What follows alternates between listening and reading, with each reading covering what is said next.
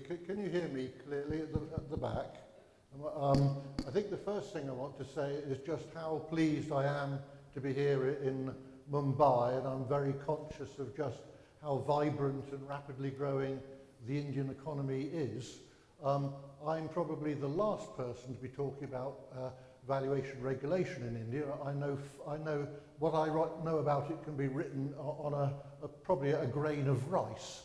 But we've got with us a panel which is extremely knowledgeable on this particular subject. What I can do is give you a little bit of an insight into how I see the regulation of business valuation developing throughout the rest of the world. I'm the chair of the International Institute of Business Valuers Education Committee, and what we find is that there is increasing pressure in very many parts of the world for business valuation to be subject to more regulation than it has been currently, where it's seen, I think, as a bit of a Wild West. Even in the United States of America, where there are a series of business valuation qualifications, the problem appears to be that there are rather too many different business valuation qualifications, and there is no cohesive structure pulling it all together.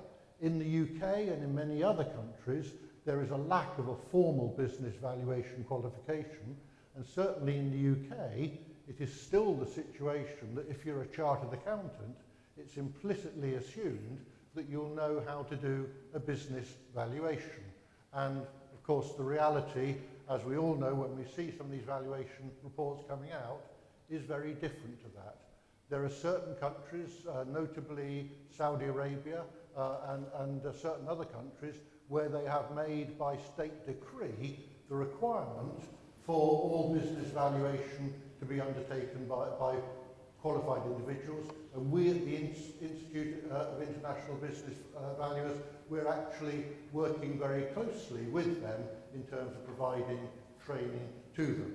So without further ado, what I'm going to do is ask some fairly wide, open questions of the panel. And I'm going to ask Rajesh, if you'll start, and actually, can you please give us your insights into business valuation as it currently is in India, which seems to be very rapidly changing? Good morning, friends. So, taking cue from what Andrew just said, we as business valuation professionals, we basically like to disagree with most of the things, right? Starting from what we have in the United States, too many valuation professionals. There is an AQUA, there is an ASA, there is an ABV, and I'm sure there is the CVA. But what is, what works in the United States is that they all adhere to a particular standard, right? So there could be a USPAP, there could be an SSVS, which the AICPA has promulgated. Most of them basically talk about the same thing. There are some thoughts about in a business combination, you have a multi-period excess earning method, the way you basically value an intangible. If let's say it is an acquisition, there are 3 intangibles, of which one is a primary intangible, then there is a method to basically value it. Coming to India, what has been in a way good now, that we are talking about standards, we are talking about reporting framework, we are talking about the way that your valuation work papers would be prepared, and I'm sure that there will be some standard of auditing as well. What is also very encouraging is that now, I was just looking at the exposure draft which was made by the AICPA, with the ICAI, and I think it's a step in the right direction. I know that there are some things that are still open as to who would be the organizations who would actually be imparting education. But at the end of the day, it's all regulated through one body. So I believe that there will be a uniformity at the end of the day, and it will really benefit the profession at large and the investor public, if you look at the broader picture. Do you see financial reporting as being the first area where regulation will have to bite and take effect? Yeah, so I look at it differently, Andrew, and I think that while the whole country, the regulators looked at IND AS as a reporting standard, You have a business combination. You talk about a purchase price allocation, right? Which is a business combination. You look at purchase price allocation, you look at the price that you paid to acquire that particular asset. Then you break it down into various components, the tangible assets and the intangible. The accounting literature has been spelled out very clearly. What has been missing was the valuation literature. And I think that we will do a lot of good for the public if we as valuation professionals are also then kind of able to subscribe to a body of knowledge, because we as valuers, so let's say if today I'm issuing a valuation opinion on a particular M&A transaction, on a particular business combination, the auditors need to know as to how do you audit them. Otherwise, some of the assertions that you make as valuation professionals will be basically sitting on your balance sheet without they being tested correctly for impairment. So I think on the financial reporting standpoint, we have in the past as a firm, so I am a member with the AICPA and also an ASA. So we do look at some of the best practices that is being followed in the United States. And even before the standard, which was not here, we were looking at some of those best practices and trying to implement it here in India. Now, I think with this, the financial reporting, as you rightly said, that will be the first beneficiary of various standards on the valuation framework. Thank you. Sridhar, could I ask for your comments on that?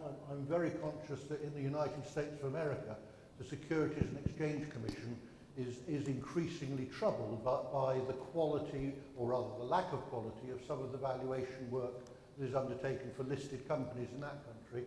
And I don't know whether there are the same things happening in India and elsewhere. Thank you, Andrew. Good morning, everybody. Good to be here in Mumbai. Basically, we've seen Asia, the first start where regulations actually got into play was interestingly in Indonesia, where Indonesia is very highly regulated in the valuation side, from the qualifications to the reporting process to the post-audit on valuations is very significantly done in Indonesia. But what we learned from that is that it's not all positive when it goes into that zone of regulations, because the first challenge comes up is when the qualification process happens, there's a lot of pressure, political pressure, to get not necessarily very well experienced and qualified professionals into the game, because not everybody is qualified, and there's like, oh, there's too few qualified people, so we got to have more.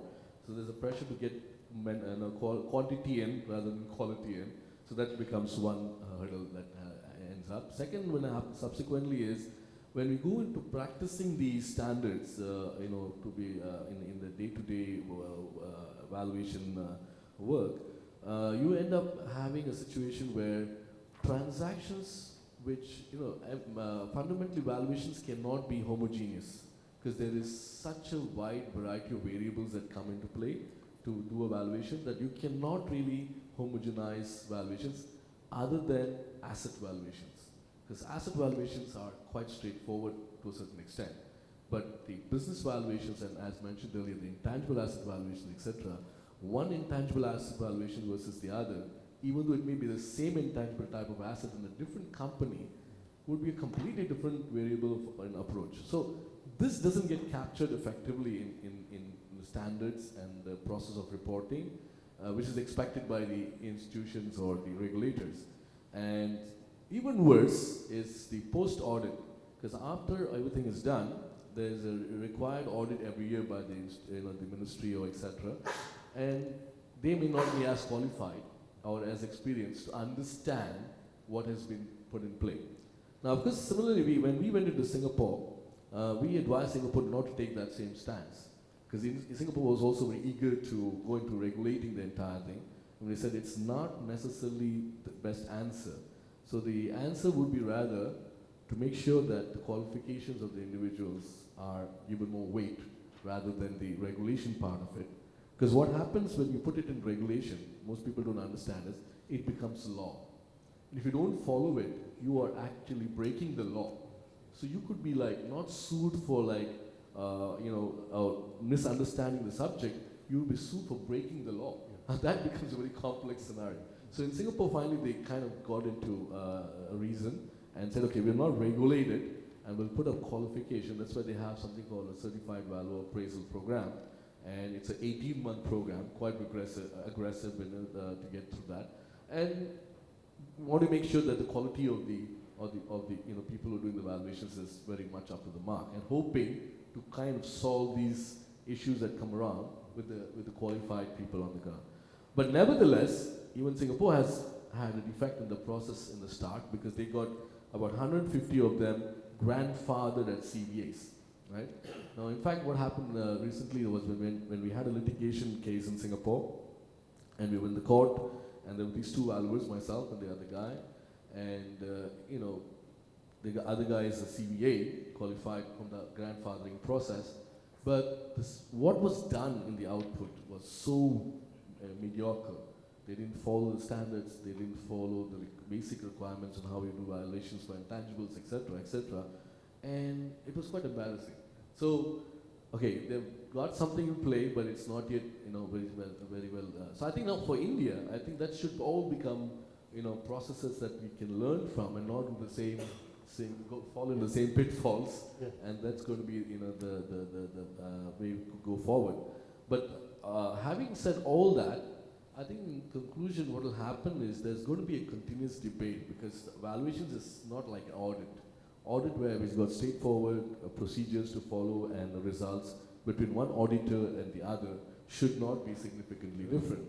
Now, in valuations, you're going to have a scenario where two valuers, when we sit across on the same transaction, we're going to have a possibility that we may have a multiplication of valuation results, 1 versus multiplied by 4. And that is going to be a scenario, and that has to be resolved in its own way. And so far, I don't think there's a solution worldwide to kind of resolve that. As you said in the US as well, you have valuations like so far apart, the ranges, right? And that's what it is. Darshana, could I please ask you for your views?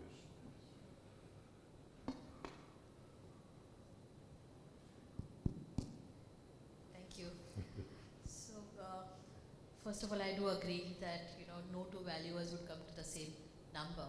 I mean, howsoever close the procedures or the approaches are used, but there are so many variables, and it's such a subjective topic, that no two valuers can come to the same number.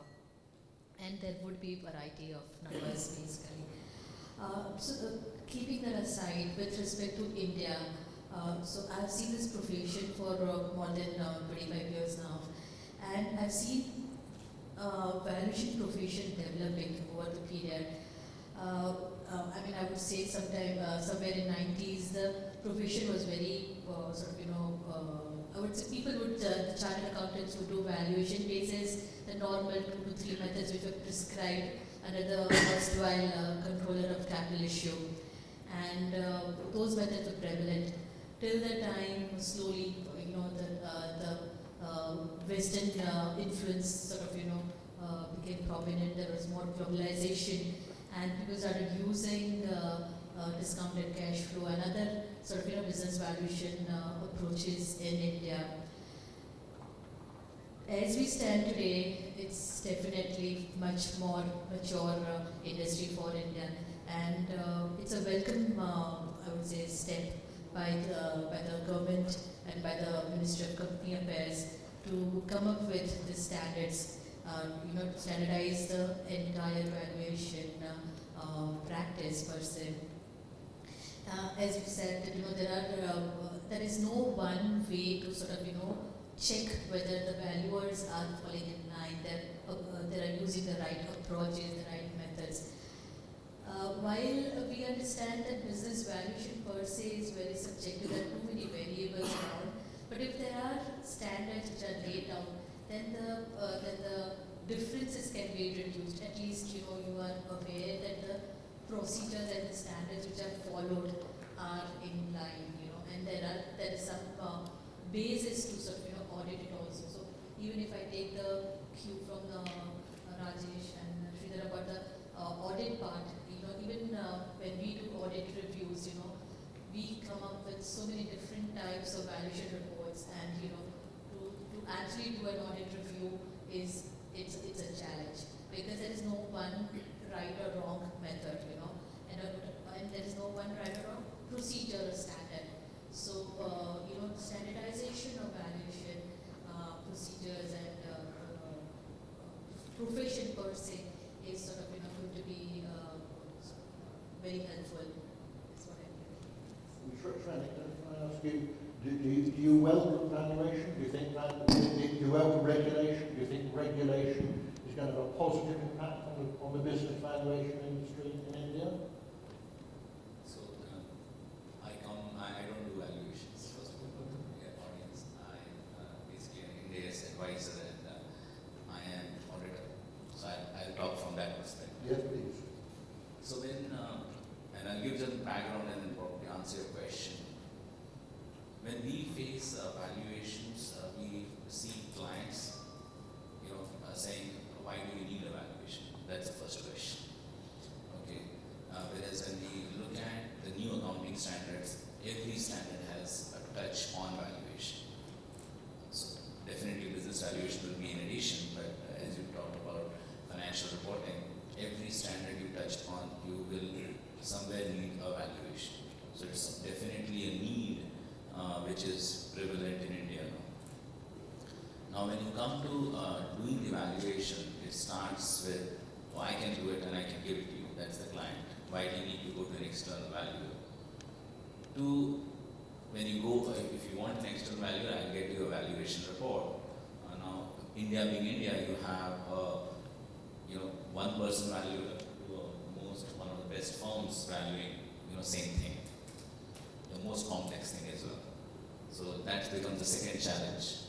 I'm talking from an auditor perspective. So definitely a regulation or a framework of valuation is definitely a must, because so much, again from India perspective, so many people are doing valuation, whether as an individual or as a big size valuation firm. And when it comes to audit, whether it is the client doing valuation, a single person doing valuation, or the big firm doing the valuation, there has to be a standardization. I'll tell you the basics. When you get a valuation report, one basic thing which is missing is the purpose of valuation. Right? So I know it may sound funny. Yeah, but we see it on a daily basis. So it starts from there. So that's why I feel, yes, definitely a framework of valuation is definite, or a framework for valuation reports are required. Now, when we advise clients, and particularly the new clients who are moving on to India, the first basic question comes up is, valuations, you have to use fair value, everywhere they're scared of fair value. Because as an individual, like many of accountants, chartered accountants or a regular accountant who's not a chartered accountant, who's doing accounting, would not know what and how to determine fair values. So he's quite scared and say it is going to be subjective. He's not scared about the number, he's scared about how am I going to get these numbers audited. That's his biggest challenge. So it's going to be subjective. Now how do you address this risk of subjectivity? So we often rely on the valuation experts. When we come to the valuation experts, as I said, the basics of what is the purpose of valuation, or is it just a number of value which is being ascribed? Or is there a methodology which has been followed, which I'm sure would have been followed, without that the number would not come in, but is that being kind of put on paper? So that if I am getting a valuation done from yourself, and I have to review them, what are the assumptions used? Okay, because I'm sure in your valuation report there will be a lot of caveats. So I need to know what are the assumptions being used, and when I pass it on to my valuation expert, he also should be able to, if not the same number, but at least the methodology wise, he's very much comfortable somebody has followed a methodology. So from all these perspectives, very critical to have a framework of valuation, framework of reporting, very critical. I don't know whether you need the kind of regulation we have been talking about. Everything cannot be through a regulation. Because if you bring in a regulation, good, but somebody needs to monitor it. who's that expert who's going to monitor each and every valuation, whether a peer review is good enough? Maybe. So that is what possibly one has to answer. But I strongly believe some framework which would help so many professionals in India, to have a valuation qualification and then to able to give a standardized report, that would definitely help the entire practice and industry. Chandra, if you personally to say something. You have encyclopedic knowledge of business valuation regulation and the Institute Chartered Accountants of India, so can you please let everyone have your views? So Andrew, what I do, I would like to take us through the history of valuations a little. Because why we are discussing this, why Raj is conducting so many valuation conferences we have not seen. So we are doing valuations in India for the last 6 decades now. Right? Under the Wealth Tax Act 1957, there was a concept of share valuation. Like Darshana mentioned, from 57 till 1990, and in 1990 there was this 89, this concept of CCI guidelines came. And all through these 50 years, if you see the kind of valuations which have been done, these have been largely the book value methodologies or a standardized capitalization of earning model, and that too with a static discount rate. So if all 100 people value, then it's a standard value. In 1992, in 1991, in fact, when India started liberalization, and in 1992, SEBI came. And before that, it was a fixed pricing mechanism, and from 1992, all public issues came with a free pricing mechanism. So how do you do a free pricing mechanism? So free pricing mechanism was that you valued a company, benchmarking it with that of a peer company, that we call as comparable companies multiples model. And then from there till 2007, I think, it was all CCI guidelines. So when it was a private equity or if it was an acquisition transaction, there was PPA transactions happening, or but nothing was there from an Indian regulatory perspective. Then we have seen in the last decade, there are so many changes in this valuation field in India. So, in fact, in 2010, we first saw the words discounted cash flow under the RBI regulations. So, if under the FDI regulations, it was placed that the valuation shall be done as per discounted cash flow methodology. And then in 2013, what happened that when the country was looking at the ease of business, then we replaced the 6 decades old Companies Act, and Companies Act 2013 came into play. Now, Section 247 of the Companies Act deals with the concept of registered values, which came in 2013. The same concept got implemented on 18th of October 2017. So 4 years after it was conceptualized, it stands implemented today. And when it got implemented, then IBPI was given the authority to monitor, that who will be the monitor, but the monitoring will be only in the part of regulation. The monitoring will not be in terms of education, the monitoring will not be in terms of the training. So for the training and education, what happened on 18th of October 2017, the registered values rules came. And those registered value rules have brought in a concept of RVOs that we call VPOs internationally. So these RVOs are supposed to monitor, train, educate, and the valuation examination concept was also brought in. So as on date now, if one has to do a valuation under the Companies Act or under Insolvency and Bankruptcy Code, these two, or if there are valuations, because there are valuations required beyond these two statutes. If you issue shares, there is a valuation required under the Income Tax Act, there is a valuation required under FEMA, there is a valuation requirement under SEBI. So those laws as of now are not covered under these registered value rules. There is a provision that if those regulators want to accept these, that I hope gradually would happen, then centrally this registered value rule. So if a person wants to do valuation, then what he needs to do is that one, there is a qualification requirement. Because until and unless there is standardization, I mean, as of now, like she said that anyone is doing a signature, even the regulators don't know whether this is right or wrong. Some professionals issue a one-page certificate, some professionals issue a 50-page report. Who knows a 50-page report is right or wrong? You know, just it's a bulky document, regulator sees and he approves. Because maybe there is no capacity building at the regulators also.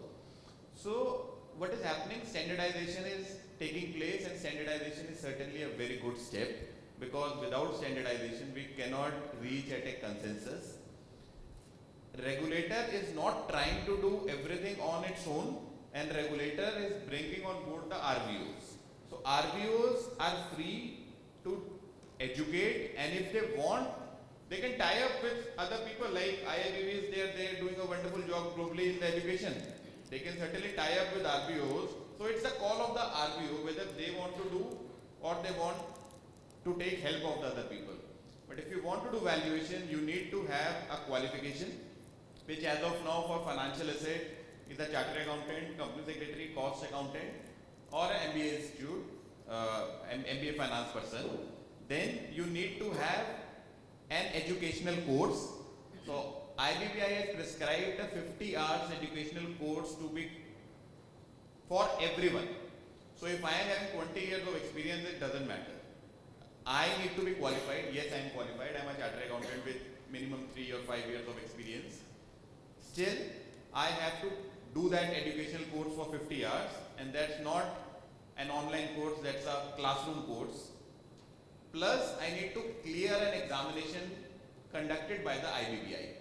So once I do all these 3 things, then I get a registration of valuation, and as of now, the registration and everything is to take place by 30th of September. So the earlier the date was 31st of March. IBBI deferred it by 6 months because of to make people more prepared. And now till 30th of September, people need to do all these things. As I understand, there is no course which is approved as of now. There is eligibility, but there is no course. There is examination that is launched by the IBBI, but you cannot enroll for the examination till you pass a course. So I think in the later session we have called one president of one institute, and who is the head of the RVO. So he could throw some light on what exactly is happening, and whether, because now people are curious, they want to just give the examination and move it. But if the answer is standardization and standards, it is certainly yes. Rajesh, can I ask you, how do you see the whole idea of the development of an ethical framework for valuers, the idea that the educational process, the continuing practice, the continuing professional development process needs people to take? Do you see that happening at the individual RVO level, or do you think that it will be prescribed from above? So, to be really honest, I don't know what's happening at the individual RVO level, but you know, I have been on the audit side for some time. Then I jumped over doing valuations. So one thing that I would really like to see, and while you know, I think all of you all are absolutely, and I kind of tend to agree, but when we are talking about standardization, and if you're looking at, let's say if there is a situation wherein we have 2 valuation reports on the table, I don't want to be discussing that, you know, for a particular transaction, whether we should be choosing this method or that method. That is something that should be standardized. What could be discussed is, you know, let's say if you're looking at a DCF, a discounted cash flows, what should be discussed is, okay, fine, the industry margin is 20%, you are at 25%. So what is that additional 5%? Why have you done that?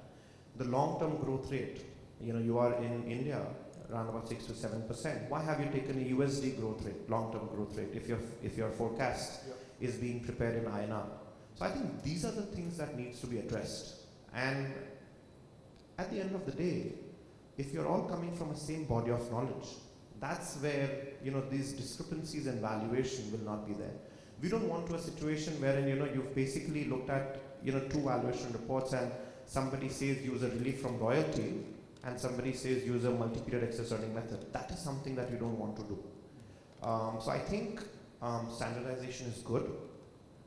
We all like to see reports. While you can have your own style of writing reports, but some of the things should be standardized. And I with IBBI, because they would be, I believe that IBBI would be the body who are regulating. Even if there are various RVOs doing educational courses, it would be at the end of the day something which is kind of a general guideline which is prescribed by IBBI. I would tell you that that's how it's going to happen. As of now, what's happening, IBBI has just left open to the RVOs. RVOs are framing their educational courses and they're submitting to the IBBI. Certainly, if the RVO, in fact, the rules itself permit any RVO to adopt any of the valuation standards.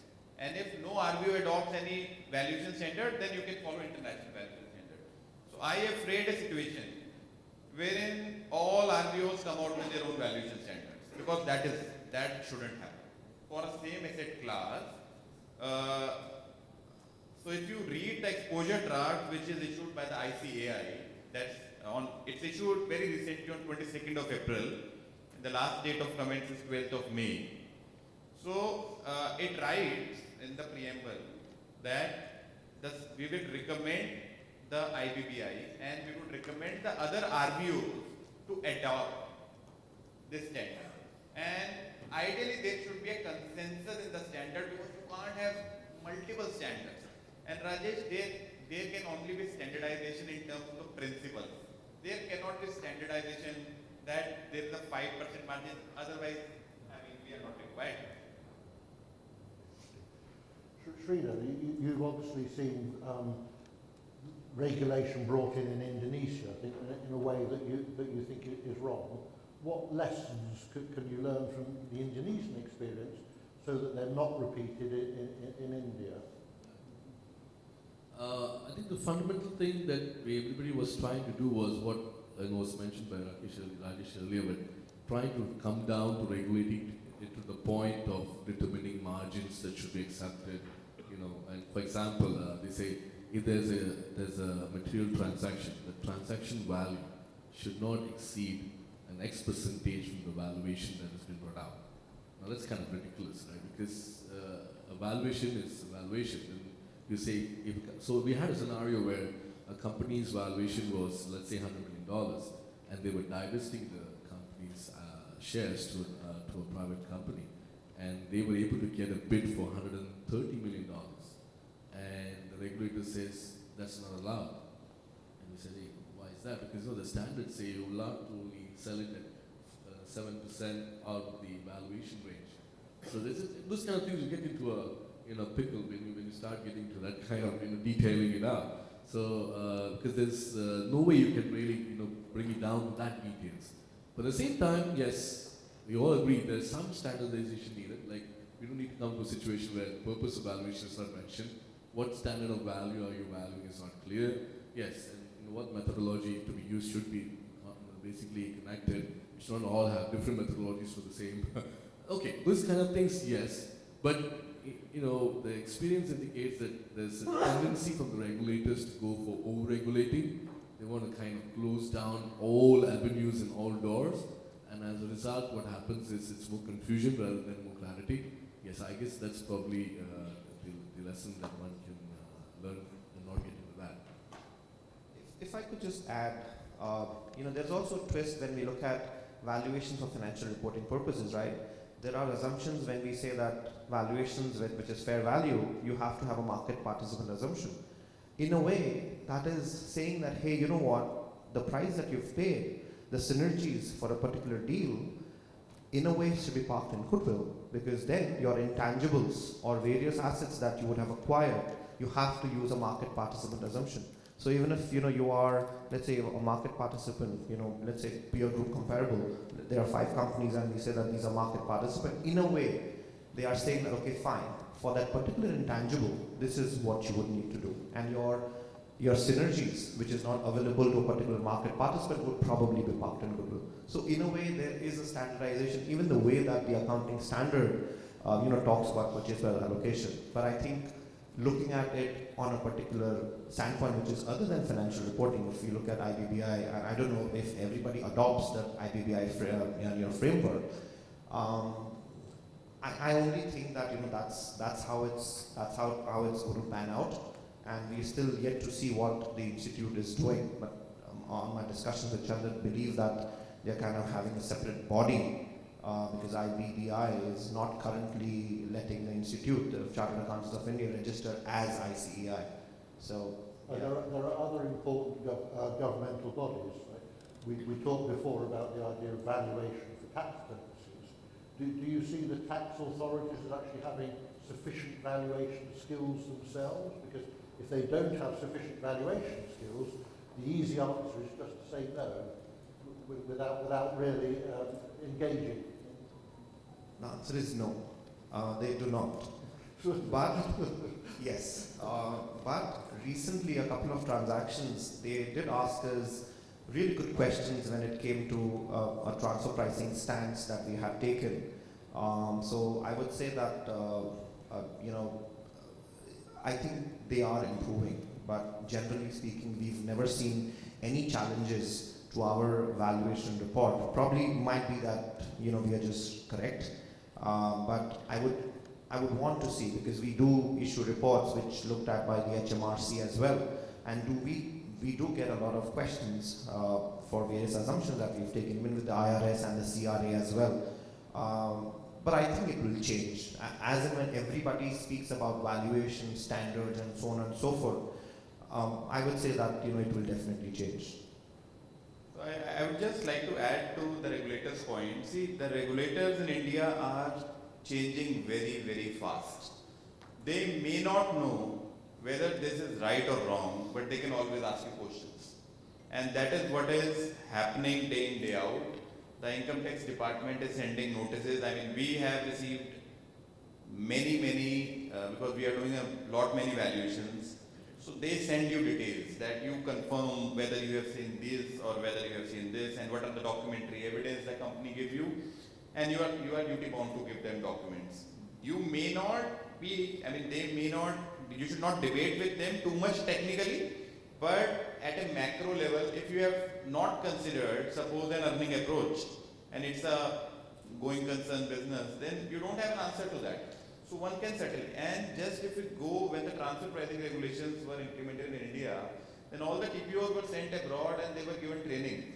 So there is no reason that they cannot be educated, and it is more than the regulator. Andrew, what I see, the registered valuer rules put a lot of responsibilities on the valuer. So if a valuer is doing wrong valuation, there is error or omission, or if there is an element or intention of fraud involved, there are imprisonment provisions which are there. So the valuation is now developing in a discipline, and it is onerous responsibilities. It should be the only business if you want to do. It should not be an add-on, like I am doing audits and I want to certify. We should just avoid those kind of scenarios, because the responsibilities are huge. Right, we're running out of time. I just wonder, Darshana, if I could ask you to pick up on that comment, and do you agree with that idea that the valuer should not be a generalist but should be a specialist? Yeah, I do agree that it should be a specialist, and also on the regulator part, I definitely agree with what Chandan said, that we have seen it in income tax and RBI. The officers are quite equipped nowadays. Recently, in the past it was not so, but now they do understand valuations and they do ask you pertinent questions. So whether not just for transfer pricing, but for any other income tax matter, transfer of shares or whatever, they do ask questions, and so does RBI also. So it is definitely required that you need to be a specialist at valuation. You need to understand the right methods, approaches, and sort of standards to determine value, because that's the, I think, need of the. If I may just add on a small comment, is that what I've seen in the two environments where pre and post regulation is that pre-regulation you would have seen a lot of valuations going using the multiple methods or But post-regulations, it will almost be never. Because once you get into a regulatory state, you will never be able to justify a market comparable based on standards. And that's what happened. So now you'll see a lot of valuations that have been happening probably using the multiples on market that will completely disappear from the way valuations are done post-regulation. I'm afraid we've run out of time, but I found the discussion very, very interesting. I'd like to thank all the participants for taking part. Can we thank them in the usual way, please?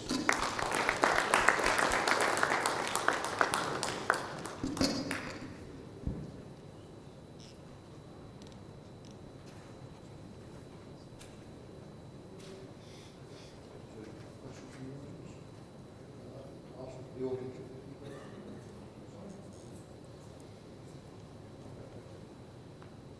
So, does anyone in the audience have any questions that they'd like to put to the members of the panel? Anyone, just raise your hand to come to you. Stunned into silence. If that's all right, yes.